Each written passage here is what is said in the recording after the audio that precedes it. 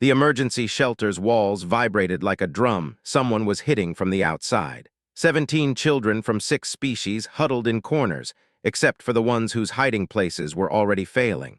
A crystalline child's box was shaking itself apart. A human maintenance worker named David Reed crouched behind a stack of emergency blankets. 2 minutes until the door gave way. If the pirates reached them first, none of these children would see their parents again. The crystalline child's box chirped, a small sound almost curious. David grabbed a cardboard box from Stryker's collection. The young Valoran was already climbing into his own. "Stryker," David whispered. "Remember when we first met? I need you to get in your box right now." "Quiet like we practiced." Stryker vanished inside. Silence. David moved through the shelter, handing out boxes and blankets. The magma dweller's child wrapped himself in a thermal sheet. The young willow pulled a blanket over her central stem. The crystalline's parents draped a dampening cloth over their offspring's box.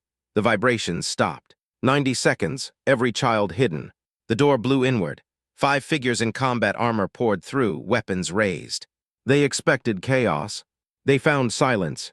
Would you have thought to grab a cardboard box, or would you have run with everyone else? Because David Reed didn't run. Stay close. 72 hours earlier, David was replacing an air filter in the upper maintenance corridor when the red lights started flashing. "Code red," the station AI announced. "Dangerous predator loose in main diplomatic hall. All non-essential personnel shelter in place." David pulled his tool belt tighter and kept walking. His communicator buzzed.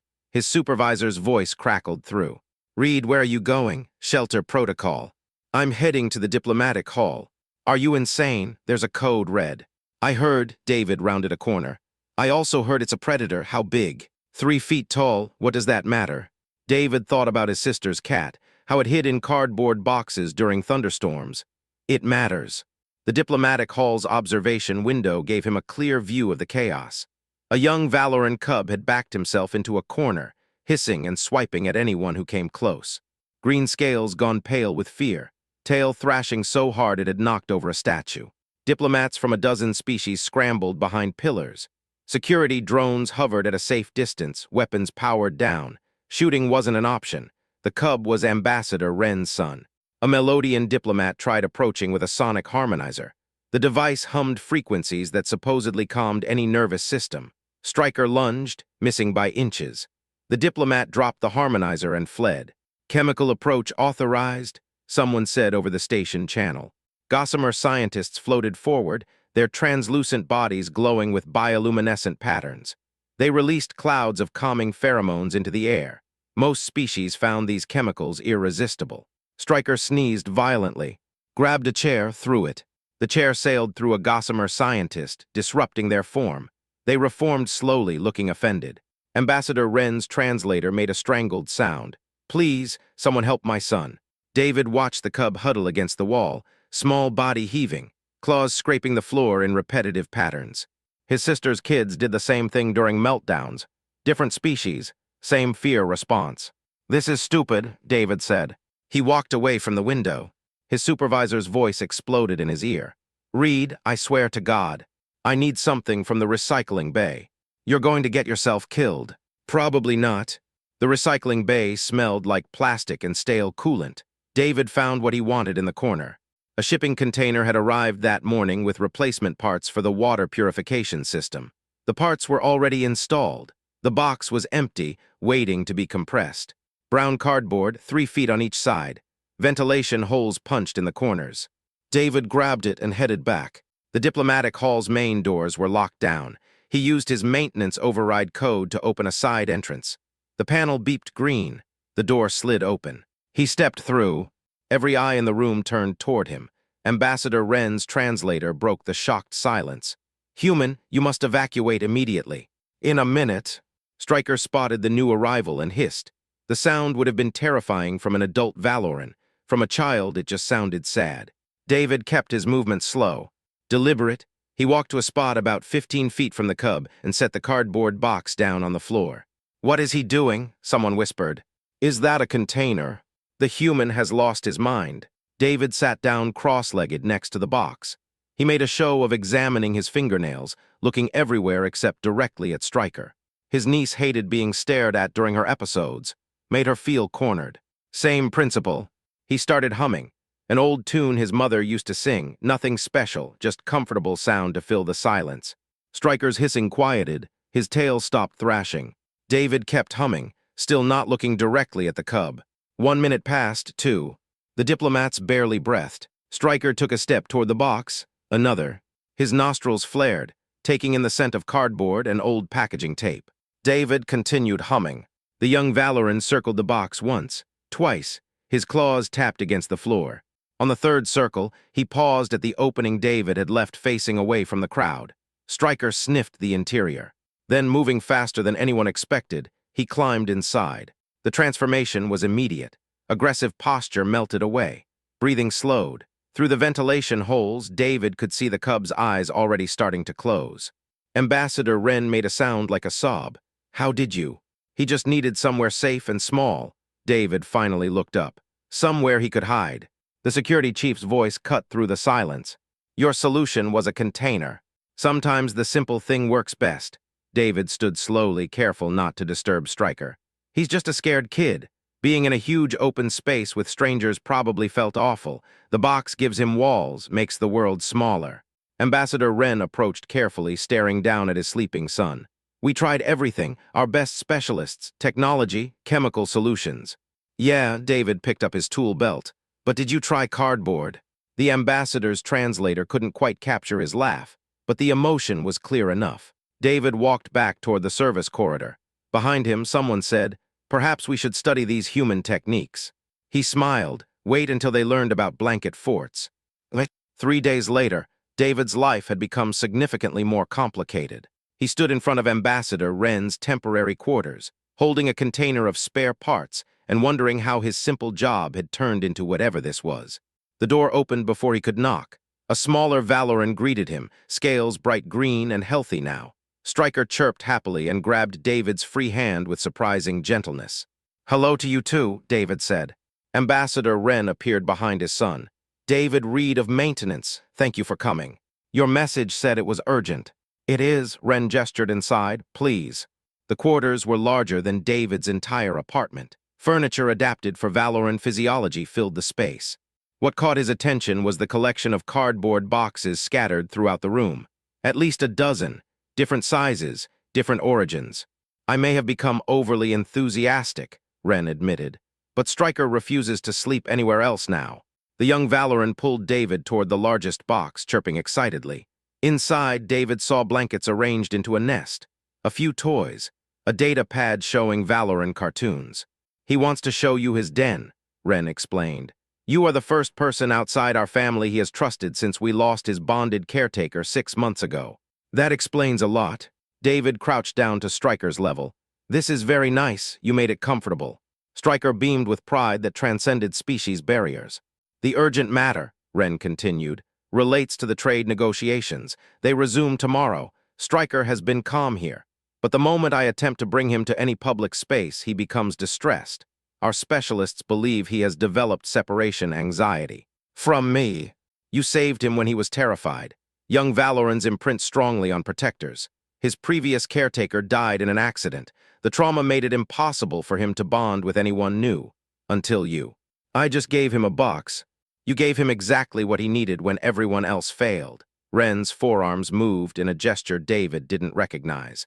I have a request that goes beyond normal diplomatic bounds.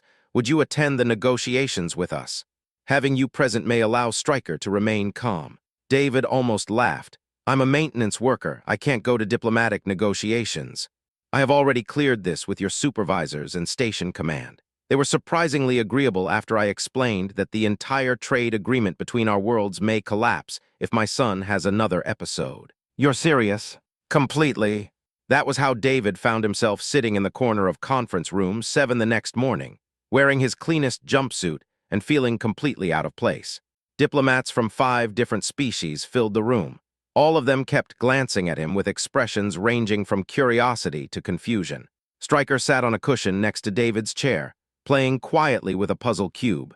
The young Valoran seemed perfectly content, as long as David stayed within sight. The negotiations were incredibly boring. Trade percentages, shipping routes, tariff structures. David understood maybe 1 word in 10. He spent most of his time making sure Stryker stayed entertained. He had brought some spare wire from his toolkit and showed the cub how to bend it into different shapes. 2 hours in, a crystalline delegate's child began crying. The sound was like wind chimes being dropped downstairs. The delegate tried to comfort her offspring, but the young crystalline's vibrations grew stronger. The conference table started trembling. Perhaps a brief recess, the mediator suggested, voice strained. David watched the crystalline child. She was wrapped around her parent's central column, resonating with distress. Other delegates were backing away. Apparently, young crystallines could shatter things when they got too upset. "May I try something?" David asked. Every head in the room turned toward him. The crystalline delegate's translator rendered their response. "You are the human who calmed Ambassador Wren's offspring. I just helped him feel safe. Maybe I could try with your daughter. You would risk this? Her frequencies can damage organic tissue." "Let me get something first." David stepped out of the conference room and returned 2 minutes later with a thick thermal blanket from the emergency supplies. He approached the crystalline child slowly, keeping his movements gentle and predictable. "Hey there," he said softly. "I'm David. You seem pretty upset." The child's vibrations intensified. Her parent made a worried sound. "I know meetings are boring," David continued. "I'm bored too, want to see something neat." He held up the thermal blanket, letting it unfold. The material was designed to block radiation and extreme temperatures. Thick, soft, heavy. David draped it carefully over the young crystalline's upper structure. The vibrations dampened immediately. Not gone, muffled by the blanket's density. The child seemed surprised, then interested. She pulled the blanket tighter around herself. "It's like a hug, right?" David said. "Sometimes pressure feels good when everything is too much." The crystalline delegate stared at him. "Our specialists use frequency dampeners." "Expensive technology. You used a blanket." "Weighted blankets help anxious kids on Earth. Figured it might work across species." The young crystalline had stopped crying. She hummed softly, a peaceful sound. "What is your background?" the delegate asked. "Are you a specialist in child psychology?" "I fix air conditioning and replace light panels." Silence filled the conference room. "Could you," another delegate began hesitantly, "could you perhaps attend future negotiations? I have offspring who struggle in formal settings." By the end of the week, David had somehow become an unofficial child care provider for the entire diplomatic contingent. His tool belt now shared space with toys, snacks suitable for various species, and an ever-growing collection of cardboard boxes. An aquatic delegate's tadpole wouldn't eat. David added colored lights to the water tank. The tadpole ate enthusiastically while watching the light show. A whispering willow seedling went dormant from stress. David played soft music near its container and maintained a consistent temperature. The seedling perked up within a day. Each problem seemed impossible to the specialists. Each solution was something David remembered from helping raise his nieces and nephews. Routine helped children feel secure. Comfort items reduced anxiety. Play made difficult situations more bearable. Simple stuff.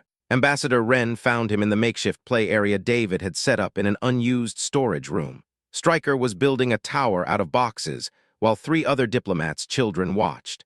"You have created something remarkable," Wren said. "It's just boxes and recycled junk." "No, you have created the first truly cross-species child care facility this station has ever seen. Scientists are requesting permission to study your methods." David laughed. "My methods are just being nice and paying attention." Perhaps that is exactly what the galaxy needs to learn. A Melodian child chimed happily as her box tower collapsed. She immediately started building again. Stryker helped, his earlier trauma seemingly forgotten in the simple joy of play. David watched them all, these children from different worlds, finding common ground in cardboard and kindness. Maybe the galaxy's problem was overthinking everything. "I should probably write this down," David said, "in case other people want to try it." Wren's translator couldn't quite capture his tone, but David suspected the Valoran was smiling. "I believe that would benefit many worlds." In the corner, Stryker chirped proudly as his tower reached a new height. David grinned. "Yeah, he should definitely write this down." The research team arrived on Harmony 7 during the 3rd week of negotiations, and David knew his quiet life was officially over. He stood in the observation room watching scientists from 4 different species set up monitoring equipment around his improvised play area. They carried devices that hummed, beeped, and occasionally glowed in colors that hurt to look at. "This is ridiculous," David muttered. His supervisor, Patricia, stood next to him, holding a data pad that displayed his new work schedule. or rather his complete lack of normal work schedule. Station Command is taking this seriously. Your unofficial child care program has prevented 3 diplomatic incidents in 2 weeks. They want it studied and formalized. I'm not running a program. I'm just watching some kids while their parents work. You've somehow managed to calm children from 17 different species using techniques that contradict everything in the galactic childcare database. The scientists are very interested in understanding how. A whispering willow child in the play area was having trouble with emotional regulation. The small plant-based being kept shifting colors rapidly, cycling through its species' entire emotional spectrum in seconds. Its parents stood nearby, looking exhausted.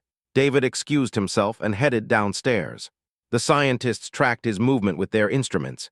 He felt like a specimen under glass. "Hey, little one," David said quietly, kneeling next to the young willow. "Lots of feelings today, huh?" The child's leaves rustled with agitation. Colors flickered faster, purple for confusion, red for anger, blue for sadness, all blending together. David pulled a soft cloth from his pocket and gently draped it over the child's central stem. Sometimes it helps to slow down, focus on one thing. He began humming, the same simple tune. His hand rested lightly on the cloth, applying gentle pressure. The color shifting slowed. The young willow gradually settled into a soft green. "Come." "How did you know to do that?" A scientist approached, a floating species whose name David could never pronounce. "My nephew gets overwhelmed sometimes, too many feelings all at once. His therapist taught us grounding techniques, help him focus on physical sensations instead of emotions. Seemed like it might work here. Your species has documented this approach. Yeah, it's pretty common knowledge on Earth. Kids need help learning to regulate their emotions. You don't just leave them to figure it out alone." The scientist made notes on a device. "Fascinating. The whispering willows use chemical treatments for emotional dysregulation. Your approach is entirely non-pharmacological. You drug kids for having feelings. It is standard medical practice." David bit back his initial response. Getting angry at alien doctors wouldn't help anyone. Instead, he asked, "Does it work?" "The treatments are effective in 60% of cases. And the other 40%. The scientist hesitated. "They struggle. Maybe try the cloth thing first, cheaper and no side effects." Over the next few days, the research team followed David constantly. They recorded everything. His tone of voice when speaking to children, the way he arranged the play space, his choices in activities and comfort items. They measured, quantified, and analyzed every aspect of what David considered basic common sense. A breakthrough came during an incident with a magma dweller's child. The young creature's body temperature kept spiking dangerously high, a stress response that could damage the station's infrastructure. Specialists wanted to use thermal dampening fields, expensive technology that required careful calibration. David instead created a routine. Every hour he helped the child practice breathing exercises, deep inhales, slow exhales. Between sessions, he gave the young magma dweller tasks to focus on. Simple things, sorting blocks, drawing pictures. The child's temperature stabilized within a day. "Routine," one scientist said, as if discovering fire.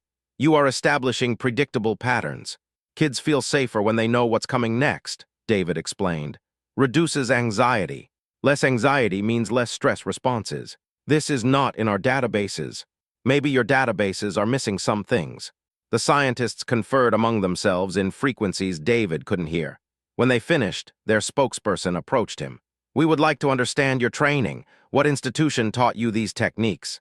"No institution. I just helped raise my sister's kids, picked stuff up along the way."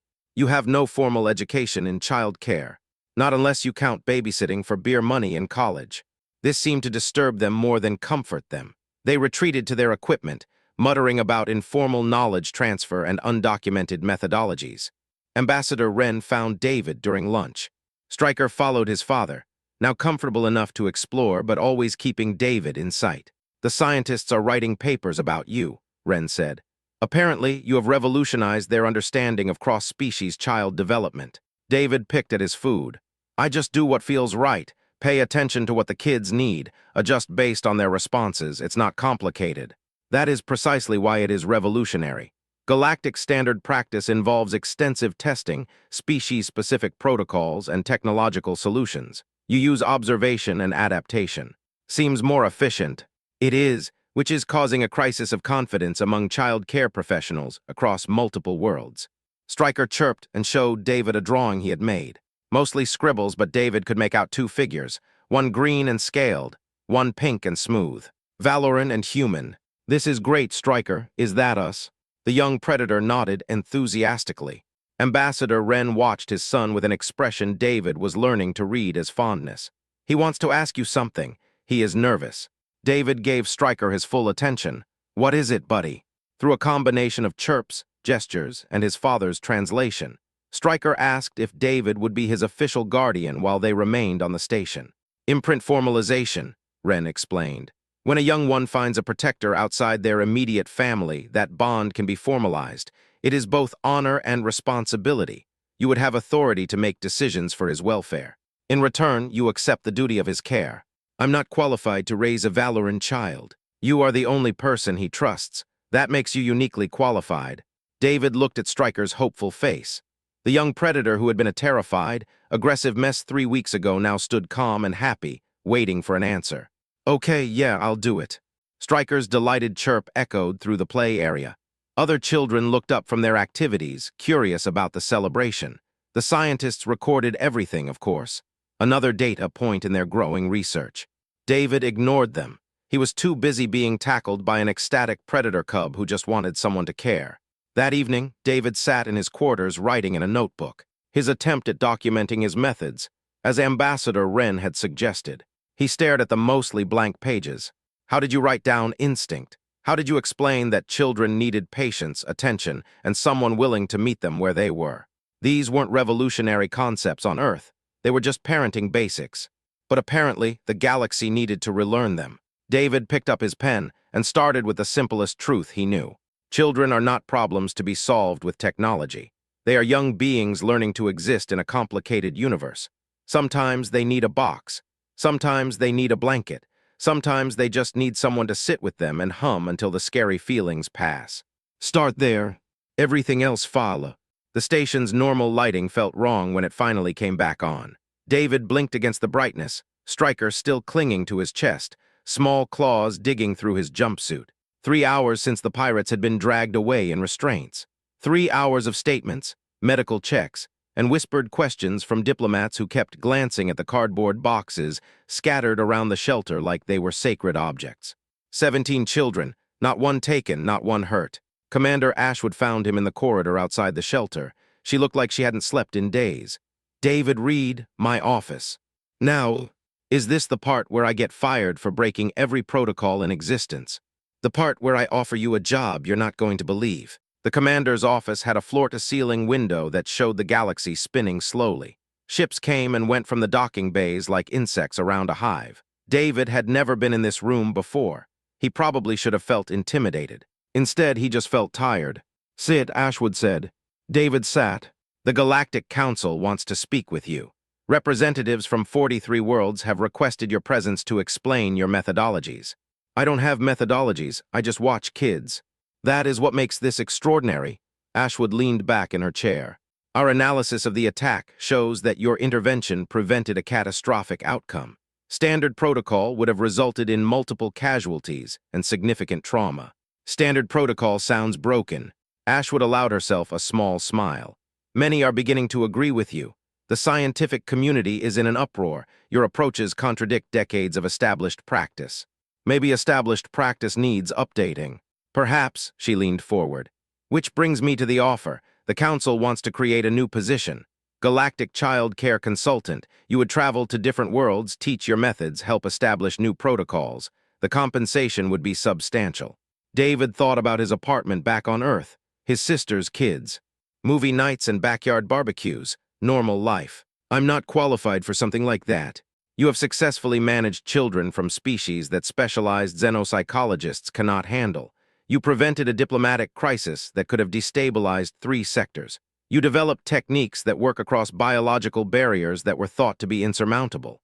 Ashwood paused. I would say you are uniquely qualified. I just pay attention and use common sense. Common sense is apparently uncommon in the galaxy. David looked out the window again, ships preparing to jump to hyperspace. Each one carrying people to destinations he could barely imagine. He thought about all those worlds, all those children who might need someone to show them a better way. Can I think about it? Of course, the council is patient, mostly. Ashwood stood. David, whatever you decide, know that you have already changed things. People are questioning assumptions they held for generations. That matters. He left the office and found Ambassador Wren waiting in the corridor. Stryker sat beside his father, playing with a puzzle cube that David had made from spare parts and colored wire. The commander made her offer, Wren observed. Word travels fast. Diplomatic channels are efficient when they wish to be. Wren watched his son for a moment before continuing. I wanted to tell you something before you make your decision. Since you became Stryker's guardian, I have been contacted by 73 Valoran families. All of them have children struggling with trauma. All of them want to know if you could help. 73. Our species prides itself on strength. We do not admit weakness easily. But watching you with Stryker, seeing how simple kindness achieved what our best medical science could not, it gave parents permission to ask for help. Stryker looked up from his puzzle and chirped happily. He showed David the solution he had found. Good job, buddy, David said, examining the cube. You are getting really good at these. He is thriving, Wren said quietly. 2 months ago, I thought I might lose him to his grief. Now he plays, learns, and trusts again. You did that. He did that. I just gave him space to heal. Which is exactly the lesson the galaxy needs to learn. David tried to return to normal work over the next week, but normal no longer existed. His maintenance shifts were constantly interrupted by requests. Could he look at this child who would not sleep? Could he advise on that species' developmental issues? Could he review new protocols being proposed by various scientific institutions? The improvised play area had grown into a full facility. Station Command allocated an entire section for it. Other humans from the crew volunteered to help, learning from David's example. Soon there were multiple caregivers implementing his techniques. Patricia found him during one of these sessions, watching as a human technician named Robert successfully calmed a distressed methane breather using patient presence and a modified sensory box. You started something, Patricia said. I noticed. How does it feel being revolutionary? David watched Robert work. The younger man was natural with children, his movements gentle, his tones soothing. He had taken David's basic concepts and adapted them beautifully. Feels like I accidentally tripped over something that should have been obvious all along. David shook his head. Kids need patience. They need someone to see them as individuals, not just representatives of their species. They need simple comfort more than complex technology. How did the galaxy forget that? Maybe they didn't forget. Maybe they never knew. Humans evolved in small tribes. We raised children communally. We had to learn patience and observation because survival depended on it. Other species had different evolutionary pressures. So we're just better at this. No, but we might see things others miss because we are looking from a different angle. That made David think. Different angles, different perspectives. Maybe that was humanity's real contribution, not superior knowledge, the willingness to question why things were done a certain way. That evening, he sat with Stryker in the young Valoran's favorite box. The cub was getting too big for it now, but he still liked to curl up inside when he wanted quiet time. I might have to go away soon, David said. There are people who want me to teach them what we do here. Stryker's eyes widened with concern. Not forever, David assured him quickly. I would come back, but it would mean traveling, seeing other worlds, helping other children who are scared like you were. The young predator was quiet for a long moment. Then he chirped softly and pulled a drawing from his box. He had been working on it for days. It showed David surrounded by children of all different shapes and sizes. At the center of the drawing, Stryker had written words in both Valoran and English. Helper of all cubs. Is that how you see me? David asked. Stryker nodded seriously. Then he pointed at the drawing and then at the door. The other cubs outside this room needed David too. You are a very wise young one, David said. The decision became clear. He could stay safe in his normal job, or he could step into uncertainty and maybe help change things for countless children across the galaxy. When he looked at it that way, there was really only one choice. David accepted the council's offer the next morning. The news went out through official channels, and the response was immediate. Requests for visits poured in from dozens of worlds. Educational institutions wanted him as a speaker. Medical facilities wanted him as a consultant. Governments wanted his methods documented and distributed. Ambassador Wren helped him organize it. They would start with a tour of 5 worlds, each with different child care challenges. David would observe, teach, and learn. After that, they would establish training centers where others could spread the knowledge further. On his last night before the journey began, David gathered all the children in his care for one final session. They sat in a circle, their various forms creating a strange but beautiful diversity. "I want you all to remember something," David said. "You are not your species' representatives. You are not problems to be solved. You are young ones learning to be yourselves. That is enough. You're enough." The crystalline child chimed softly. The magma dweller glowed with warm light. The young willow turned a gentle blue that meant contentment. Stryker chirped and leaned against David's side. "When you feel scared or overwhelmed, remember you have tools now. Safe spaces, comfort items, people who understand.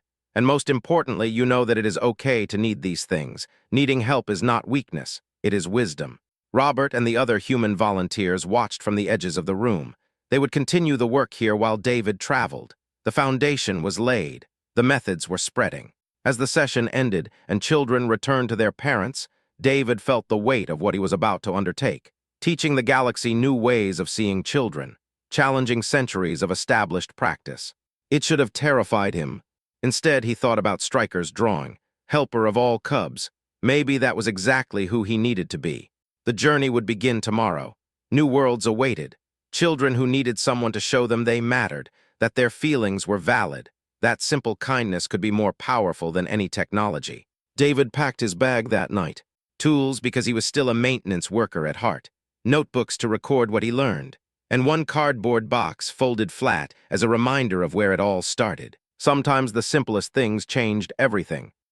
6 months after leaving Harmony 7, David stood in a training center on the crystalline home world and watched as 24 child care professionals struggled with a basic concept. He had explained it 3 different ways.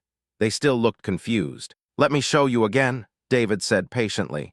He sat down on the floor, making himself smaller and less threatening. The young crystalline in front of him was resonating with anxiety, its structure vibrating at frequencies that made nearby objects hum. David did not reach for technology. He did not consult a database. He simply placed a dampening cloth gently over the child's upper structure and began humming. Within minutes, the vibrations calmed. The child settled into a peaceful state. The professionals made notes on their data pads, trying to quantify something that could not be easily measured. "How did you document presence? How did you create a formula for paying attention?" "You see the pattern," David explained. "The child tells you what they need through behavior. You respond with the simplest intervention that might help. No overthinking, just observation and action." "But without protocols, how do we ensure consistency?" one trainee asked. "You don't. Every child is different. The protocol is to stay flexible." This answer never satisfied them at first. Beings who had built civilizations on precise calculations and reproducible results struggled with approaches that required instinct and adaptation. But eventually they got it. David had seen it happen on 4 worlds already. His communicator buzzed. A message from Ambassador ran back on Harmony 7. The negotiations had concluded successfully, and a new wing of the station was being dedicated to cross-species child care research. They wanted to name it after David. He declined politely, as he had declined the last 5 naming proposals. This work was not about recognition. It was about helping children. The tour had been exhausting but productive. Each world presented new challenges. On the Whispering Willow home world, he had worked with plant-based younglings who struggled with seasonal depression. Simple full-spectrum lighting and consistent care routines made all the difference. On the Magma Dweller's volcanic planet, he had helped establish cooling centers where overheated children could regulate their temperatures through meditation techniques adapted from human practices. The centers used no expensive technology, just quiet spaces and trained caregivers. The Melodian home world had been particularly resistant at first. Their society prided itself on using harmonic frequencies for all child care needs. The idea that simple physical comfort could be more effective was almost offensive to them. But when David successfully calmed a child that their best harmonics experts could not help, attitudes shifted. That was the pattern everywhere. Skepticism, demonstration, reluctant acceptance, finally enthusiasm. David was getting tired of proving the same points repeatedly, but he understood. Change was hard, especially when it challenged fundamental assumptions. Stryker had traveled with him for the first 3 worlds before returning to Harmony 7 to attend school. The young Valoran was doing well, thriving in ways his father had never imagined possible. He sent David drawings every week, each one showing his growing confidence and happiness. Other success stories accumulated. The crystalline child who had been in the shelter during the pirate attack now helped teach other young crystallines how to manage their vibrations. The magma dweller who had struggled with temperature control now ran youth meditation groups. The young willow who used to cycle through emotions uncontrollably now had steady emotional regulation. Children helping children. That had become an unexpected benefit of David's methods. When young ones learned to manage their own struggles, they naturally wanted to help others. It created cycles of support that self-perpetuated. The training session ended, and David packed his materials. His supervisor for this leg of the tour, a crystalline named Harmony, approached with their characteristic chiming gait. "The council has requested your presence for a formal ceremony," Harmony said. "They wish to present you with the Medal of Galactic Service." "I already told them I don't want medals. They are quite insistent. Apparently, your methods have been adopted by over 200 worlds now. Childhood trauma rates have decreased by measurable percentages in every location that implements your protocols. They're not my protocols, they're just good child care. Nevertheless, you brought them to the galaxy. That deserves recognition." David sighed. He had learned that sometimes accepting honors was easier than fighting about them. "Fine, but I am not giving a speech." "They assumed you would say that. The speech will be given by Ambassador Wren on your behalf." That made David smile. Wren had become a good friend over these months. The Valoran understood David's discomfort with attention and ran interference whenever possible. The ceremony was scheduled for the following week, back on Harmony 7. David used the travel time to review his notes and prepare training materials for the next phase of the program. The council wanted to establish formal certification for child care workers across member worlds. David was supposed to help design the curriculum. The challenge was creating standards without losing the flexibility that made the approach work. Too rigid, and it became just another protocol. Too loose, and quality would vary wildly. Finding the balance required careful thought. Harmony 7 looked different when his ship docked. New sections had been added during his absence. The child care wing was now the largest civilian facility on the station. Through the windows, David could see children of various species playing in areas designed using his concepts. Cardboard boxes were everywhere, each one a small fortress of safety. Robert met him at the airlock, grinning widely. "Welcome back. You're going to love what we built while you were gone." The tour of the new facilities took 2 hours. Everything had been expanded and improved, but the core principles remained. Simple materials, flexible spaces, emphasis on comfort and security over technology and sterile efficiency. "We have a waiting list now," Robert explained. "Families requesting temporary relocation to Harmony 7, just so their children can attend our programs. The council is discussing establishing similar centers on every major station." "That's a lot of cardboard boxes." Robert laughed. "The shipping companies love us, who knew cardboard would become a strategic resource." That evening, David had dinner with Ambassador Wren and Stryker. The young Valoran had grown noticeably in 6 months. His scales were brighter, his movements more confident. He chattered excitedly about school, friends, and a dozen other things that normal, healthy children cared about. "You did well with him," David said to Wren. "We did well," Wren corrected. "You gave us the foundation. I simply continued what you started. How are the other families?" "The ones who contacted you about their children. 61 of the 73 have reported significant improvements. The others are making progress. Your training programs are spreading through your medical community. We're rewriting textbooks." David felt satisfaction at that. Real, lasting change. Not just helping individual children, but shifting entire systems. The medal ceremony was mercifully brief. David stood on a stage while a council representative gave a speech about innovation, compassion, and the power of simple solutions. They presented him with an ornate medal that probably cost enough to fund a small child care center. He accepted it graciously and said only, "Thank you, but remember, this is not about me. It is about every child who needs someone to see them as they are, not as problems to solve. Keep that focus, and we will all do fine." The audience appreciated the brevity. Diplomats were used to long, flowery speeches. David's directness was refreshing. After the ceremony, he met with the council's education committee to discuss the certification program. They spent 4 hours debating details, philosophies, and implementation strategies. David insisted on keeping the training accessible. No expensive requirements. No complicated prerequisites. Just people who genuinely cared about children and were willing to learn. By the end of the meeting, they had a framework. Training centers on major worlds.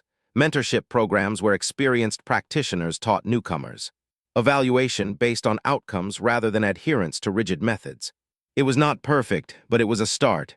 That night, David returned to his quarters and found them filled with gifts from across the galaxy. Toys, art supplies, letters from children he had helped. One package contained a blanket made by a Whispering Willow community, woven with fibers that changed colors based on the holder's emotions. He sat on his bed, surrounded by evidence that his work mattered. 6 months ago, he had been a maintenance technician who sometimes watched his sister's kids. Now he was changing how an entire galaxy thought about child care. It should have felt overwhelming. Instead, it felt right. His communicator showed a message from Patricia. Station Command wanted to know if he would accept a permanent position as Director of Child Care Services. He could shape the program, train others, and continue spreading the work. David thought about it. No more fixing air conditioning, no more replacing light panels, just this. Helping children across the galaxy feel safe, seen, and valued. He typed his response. Yes, but I'm keeping my tool belt. Never know when you'll need to fix something. Patricia's reply came instantly. Wouldn't expect anything else. David stood and walked to his window. Outside, the galaxy turned in its slow dance. Countless worlds, countless children, countless opportunities to make things just a little bit better.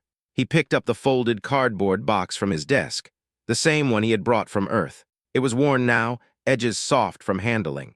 The ventilation holes were smudged from small fingers. The brown color had faded to something closer to gray in places. But it still worked, still served its purpose. Sometimes the simplest things were the most powerful. That was the lesson he had learned and now taught to others. Technology was wonderful. Science was valuable. But neither could replace basic kindness, patient observation, and the willingness to meet children where they were. David set the box down and smiled. Tomorrow would bring new challenges, more children to help, more professionals to train, more systems to change. But tonight he would rest, because even helpers needed their own safe spaces sometimes. Outside his window, a ship prepared for departure. Its destination was unknown to David, but he knew one thing for certain. Wherever it was going, children would be there. And maybe, just maybe, someone on that world now knew that a cardboard box could be more valuable than the most advanced technology. The galaxy was learning. Slowly but surely it was learning. And David Reed, former maintenance technician turned accidental revolutionary, was content with that.